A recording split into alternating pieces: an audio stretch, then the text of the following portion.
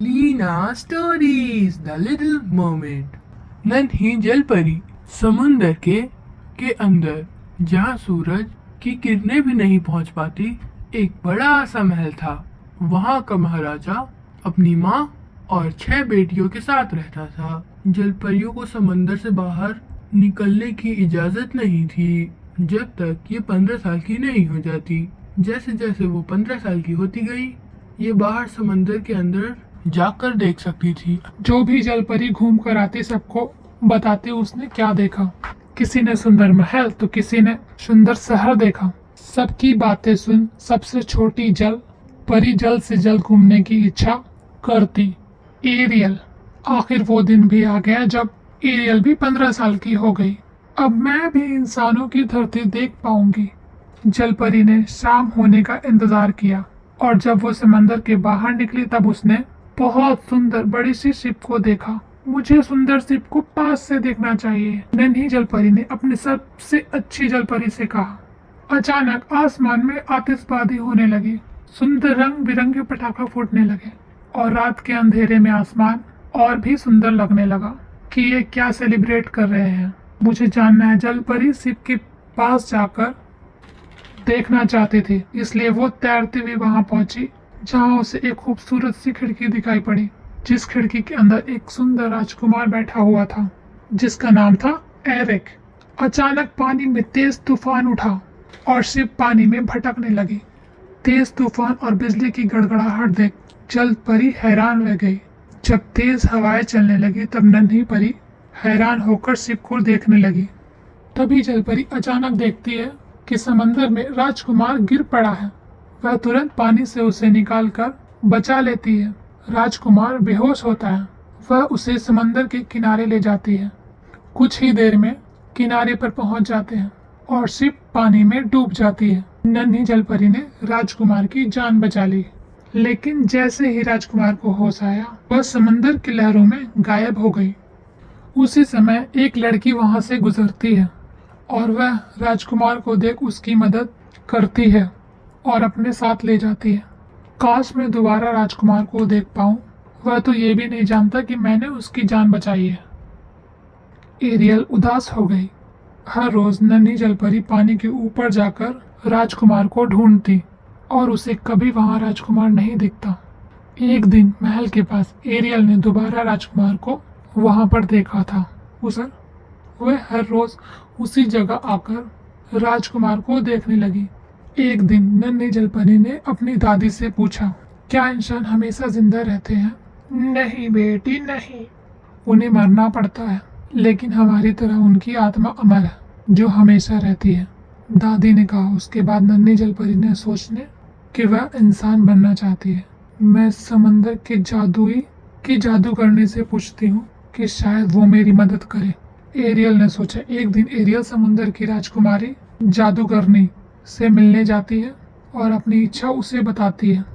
अच्छा, तुम राजकुमार से प्रेम करती हो, इसीलिए तुम इंसान बनना चाहती हो। मैं तुम्हारी मदद करूंगी, बदले में तुम्हें मुझे अपनी आवाज देनी होगी, जादूगरनी ने कहा। एरियल मान गई क्योंकि वह जल्द से जल्द इंसान बनना चाहती थी। जादूगरनी ने नन्ही परी को जादुई गुड़िया दिया और कहा, इसे खा लो, तुम इंसान बन जाओगे। लेकिन याद रखना, राजकुमार ने तुमसे शादी नहीं की तो तुम मर जाओगी। एरियल खुशी खुशी तैरते हुए समंदर के किनारे पहुंची और जादूगरनी की दी हुई गुड़िया को खा लिया। अचानक उसके शरीर में तेजी से हलचल हुई और वो बेहोश हो गई। जब एरियल को होश आया, राजकुमार के महल में राजकुमार के ठीक सामने ही खुद को पाया। राजकुमार ने पूछा, तुम कौन हो? नन्ही जलपरी ने जब बात करने के लिए बोलना चाहा तब उसे एहसास हुआ कि उसकी आवाज जा चुकी है। जादूगरनी ने उसकी प्यारी आवाज छीन ली है, लेकिन वह खुश थी क्योंकि अब राजकुमार के पास थी। राजकुमार एरियल को वो अपने महल में ले गया और वो दोनों साथ साथ रहने लगे। समय बीता, तब एरियल को यह महसूस हुआ कि राजकुमार उसे केवल अच्छा दोस्त समझता है, उससे प्रेम नहीं करता। एक दिन राजकुमार जलपरी से बात करने के लिए जाता है और उसे कहता है, ए एरियल मेरी दोस्त, आज मैं अपनी पत्नी से मिलने जा रहा हूँ, क्या तुम मेरे साथ चलोगी? एरियल ने कहा, जरूर। राजकुमार उसी लड़की से शादी करने वाला था जो उसे समंदर के किनारे मिली थी और जिसने उसकी जान बचाई थी। वापसी के दौरान सफर में जल परी ने खूब सोचा, मैं इंसान तो बन गई, मैं अपने प्यार को पा न सकी। अचानक उसने देखा कि उसकी पंख पांचों बहनें सीप के पास तैर रही थी। उनकी आंखें लाल, बाल कटे हुए और हाथों में खंजर था। एक बड़ा सा चाकू था। जल परी हैरान थी। उसने अपने पांचों बहनों से पूछा, तुम सब यहाँ क्या कर रही हो? तुम्हारे बालों को क्या हुआ? एरियल, हमें जादूगरनी ने यहाँ भेजा है। बदले में वो राजकुमार को तुम्हारे बदले मरवाना चाहती है और ये काम तुम्हें करना होगा क्योंकि फिर तुम नहीं मरोगी, तुम हमारे पास लौट आओगी। पांचों बहनें एरियल को समझाती है। एरियल जैसे ही बड़ा चाकू लेकर कमरे में घुसती है, मैं राजकुमार को नहीं मार सकती। जैसे ही एरियल ने खंजर को फेंका, वह पानी में जाकर गिर पड़ा और अचानक पूरा पानी लाल हो गया। और इससे पहले कि पांचों बहनें कुछ समझ पाती, एरियल समंदर में छलांग लगा देती है। वह समंदर में आने जाने की बजाय वह समंदर में उड़ने लग जाती है। एरियल को लगा वह ऊपर और ऊपर जा रही है, आसमान की ओर, हजारों परियों के पास। परियों से उड़ती हुई अपने आप को महसूस करती हुई, आओ, तुम्हारा बादलों की दुनिया में स्वागत है। तुम यहाँ अपने अच्छे कर्मों के कारण आई हो। बादलों की परी ने कहा। छोटी जल परी की दुनिया और खूबसूरत हो गई थी और वह खुशी से बादलों में उड़ने लगी। आखिर उसने राजकुमार से सच्चा प्रेम जो किया था। और ये कहानी यहीं पर खत्म होती है। अगर आपको ये कहानी पसंद आई हो तो लाइक, शेयर एंड सब्सक्राइब कर देना। अलीना स्टोरी, अद्भुत परियों की कहानियाँ। एक समय की बात है, एक बहुत दूर के राज्य में वहाँ एक सुंदर राजकुमारी रहती थी। उसकी सुंदरता अनोखी थी क्योंकि उसके लंबे लाल बाल थे और उसे गुलाब बहुत पसंद थे, और इतना कि सब लोग उसे राजकुमारी गुलाबी बुलाते थे। राज्य में हर कोई उससे प्रेम करता था। कुछ बच्चे उसके पास गुलाबों के गुच्छे लेकर आए। एक का गुच्छा लाल रंग का था, एक का गुच्छा सफेद रंग का था और एक गुच्छा था पीले रंग का। राजकुमारी गुलाबी, आपको सबसे ज्यादा किसके गुलाब पसंद आए? आह, मुझे दुनिया के हर तरह के गुलाबों से प्यार है मेरे प्रेमियों। और वो उन सबको गले लगाती है गुदगुदाते हुए। हा हा हा हा। हर शाम सूर्यास्त के बाद हमारी गुलाबी बालकनी पर जाती और अपने हाथों से ताली बजाती। आओ मेरे चिड़िया। एक सुनहरा पक्षी उड़ते हुए आता, पता नहीं कहाँ से, और उसके कंधों पर बैठ जाता। तुरंत ही राजकुमारी के बाल चमकने लगते थे तेज लाल रोशनी से। आहा, ओ, तुम सच में बहुत शरारती हो। तुम मेरे बालों से खेलना चाहती हो? जल्द ही वो पक्षी एक जादुई गीत गाने लगता और उस गाने में राजकुमारी गुलाबी भी शामिल हो जाती थी। और राज्य में हर कोई सो जाता है और उन्हें सुंदर सपने आते अगले सूर्य उदय तक। कितनी प्यारी आवाज थी। शुभ रात्रि मेरे प्यारे, तुम्हें प्यारे प्यारे सपने आए। और इसी तरह हर साल गुजरते गए। हर शाम राजकुमारी गुलाबी उस छोटी सी सुनहरी चिड़िया के साथ एक बहुत ही प्यारी सी लोरी गाती ताकि सभी लोग नींद में सो जाएं और उन्हें अच्छे अच्छे सपने आए सूर्य उदय तक। जब तक के एक दिन भयानक घटना घटी। एक दुष्ट चुड़ैल को राजकुमारी गुलाबी का पता चल गया। राजकुमारी फिर से गाती है और चुड़ैल उसके कान बंद कर लेती है। ला ला ला ला ला ला ला ला ला ला ला ला। मुझे ये नहीं पसंद, ये बहुत बढ़िया है, बहुत अजीब। दुष्ट चुड़ैल ने उसे श्राप देने का फैसला किया। आबरा का डाबरा, सिम साला बिम, गुलाब का रंग फीका पड़ जाए। और तुरंत ही राजकुमारी गुलाबी के बाल कोयले की तरह काले हो गए। ये मेरे बाल को क्या हो गया? पर मुझे अपने लोगों के लिए गाना ही होगा। उन्हें सुंदर सपनों के साथ नींद में सुलाना होगा। और उस शाम भी राजकुमारी गुलाबी अपनी बालकनी में गई और अपने हाथों से ताली बजाई। फिर जब वो सुनहरा पक्षी प्रकट हुआ तो उसके बाल काले होकर चमकने लगे बजाय लाल होने के। ओ, अब क्या? पक्षी अपना जादुई गीत गुनगुनाने लगा और राजकुमार गुलाबी ने अपनी लोरी गाई। राज्य में हर कोई नींद में सो गया। और उस रात उन्हें बुरे सपने और भयानक सपने आए। ओह ये क्या, ये तो बहुत भयानक सपना था। सिर्फ अंधेरा ही अंधेरा था और मुझे सपने में सांप दिखे। मुझे सपना आया कि मैं डूब रही थी। अब तो मुझे सोने से भी डर लग रहा है। अगले दिन उदास राजकुमारी ने उस पक्षी को फिर से बुलाया और अपनी चिंता से अवगत करवाया और इसकी उसे समाधान की मांग की। आह, मुझे बताओ सुनहरी चिड़िया, कैसे मैं अपने लोगों को सूरज के उगने तक सुंदर बना सकती हूँ। आह, काले बाल गुलाब के पानी में, काले बाल गुलाब जल में। तुम्हें लगता है कि इससे कोई फायदा होगा? राजकुमारी इस सलाह के बारे में सोचने लगी और फिर भी उसका पालन किया।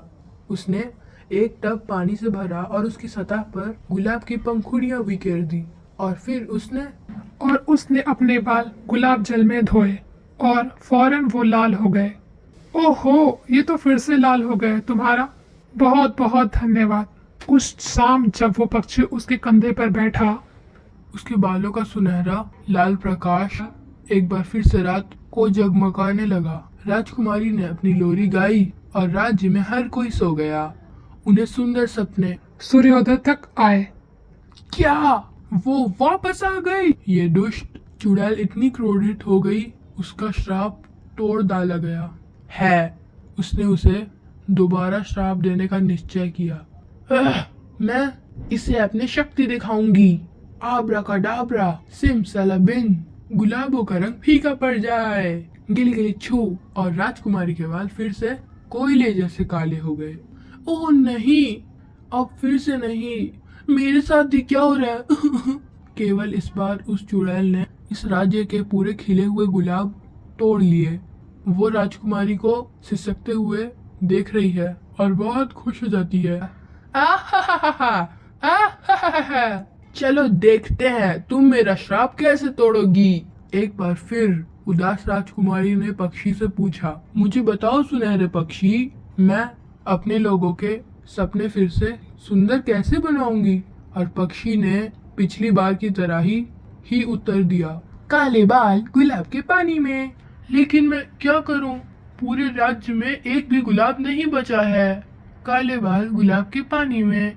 पक्षी चहचहाया और फिर से उड़ गया। ओह, मुझे छोड़कर मत जाओ ना, कृपया मुझे एक अलग समाधान दो। राजकुमारी को पता नहीं चल रहा था कि वो क्या करे। उसका दुख इतना बड़ा था कि उसकी आंखें आंसुओं से भर आई और उनमें से एक आंसू जमीन पर गिरा और उसी क्षण एक सुंदर राजकुमार वहां प्रकट हुआ जो राजकुमारी के बालकनी के नीचे रुका हुआ था। राजकुमार ने एक छोटा सा डिब्बा निकाला और उसमें था एक लाल बाल। वो झुका और उसने राजकुमारी के आंसुओं के ऊपर वो बाल रख दिया और फिर एक चमत्कार हुआ। अचानक वो लाल बाल लाल फूल बन गया। इससे काम बन जाएगा। राजकुमार ने वो लाल गुलाब लिया और राजकुमारी के पास गया। ये तुम्हारे लिए है खूबसूरत राजकुमारी। सच में ये गुलाब? तुम्हें ये कैसे मिला? मैंने इसे बनाया। तुम्हारी आंखों की बूंद और एक लाल बाल से उत्साहित होकर उसने वो लाल गुलाब लिया और अपने आंसू पोंछ दिए और उसकी पंखुड़ियां तोड़कर टब के अंदर डाल दिए। फिर उसमें अपने बाल डुबोए और श्राप टूट गया। हर कोई हैरानी से चौंक गया। ओह, कमाल का जादू था।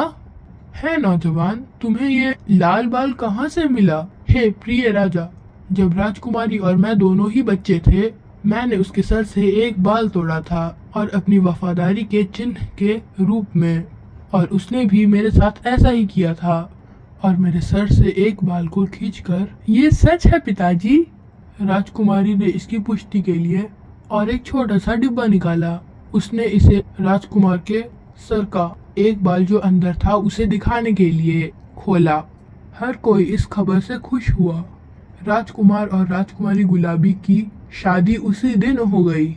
ये जानकर कि फिर से उसका श्राप तोड़ दिया गया है, उस दुष्ट चुड़ैल का गुस्सा और दुष्टता इतनी फूल गई कि वो हजारों छोटे छोटे टुकड़ों में फट गई। नहीं।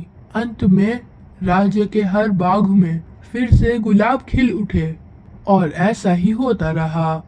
हर शाम राजकुमारी गुलाबी अपनी सुंदर लोरी गाती ताकि सभी लोग सो जाएं और मीठे मीठे सपने देखें सूर्य उदय तक।